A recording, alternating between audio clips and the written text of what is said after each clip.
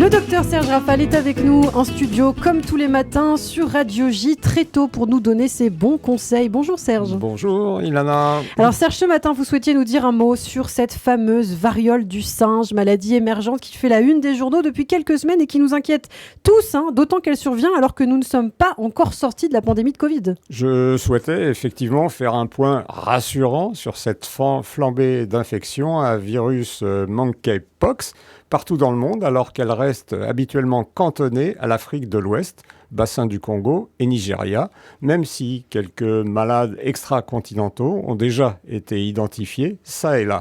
Rassurant déjà sur le nombre de ces cas, quelques dizaines chez nous, 66 le 9 juin, un peu plus de 300 en Europe, Espagne, Portugal et au Royaume-Uni. La majorité des malades sont des hommes qui fréquentent des lieux conviviaux de rencontres masculins. Mais cette infection n'est pas classée parmi les infections sexuellement transmissibles, car la transmission peut se faire hors pénétration, par le simple contact direct avec les lésions, le linge, les grosses gouttelettes respiratoires et peut-être même les plus petites comme les aérosols du Covid. Alors on parle de la variole du singe, est-ce que vous pouvez nous parler de cette maladie en africain ? Elle est endémique sur le continent, abusivement dénommée variole du singe en raison de ses symptômes.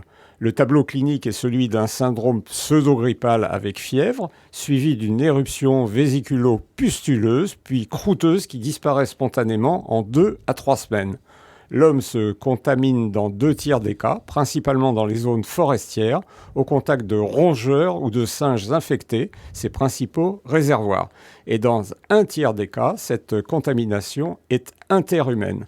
La mortalité est faible, entre 1 et 10%, liée généralement à une surinfection bactérienne lors d'une prise en charge tardive dans des zones d'accès difficiles.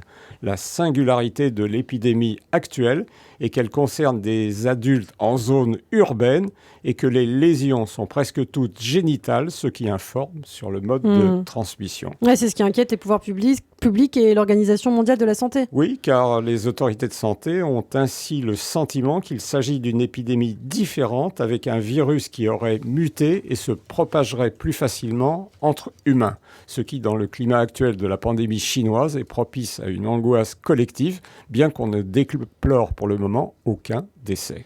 Comment se traite cette variole du singe concrètement ? Par un antiviral, le Tecovirimat, utilisé exceptionnellement, donc pas besoin de retenir son nom. Et les vaccins contre la variole, qui sont également efficaces contre les infections à monkeypox. Mais la bénignité de la maladie ne nécessite pas de campagne de vaccination préventive. Seuls quelques cas contacts en ont bénéficié. Alors, ce qu'on peut dire en conclusion, Serge ? Jane Austen, l'écrivaine anglaise, popularisée par son roman Orgueil et préjugés. Jane Austen, l'écrivaine anglaise, popularisée par Orgueil et préjugés, écrit « Ne cédons pas à une alarme inutile. S'il est juste de se préparer au pire, il n'y a pas lieu de le considérer comme certain. » C'est exactement cela. L'OMS est dans son rôle en tirant la sonnette d'alarme. Ne versons surtout pas dans le catastrophisme ou le complotisme. La variole, même du singe, ne devrait pas remplacer ou succéder au Covid. Eh bien, ça fait plaisir de l'entendre. Merci beaucoup, Serge Rafal. Serge, qu'on retrouve au quotidien sur Radio J, une émission à retrouver en podcast sur notre site internet radioj.fr. À demain, Serge.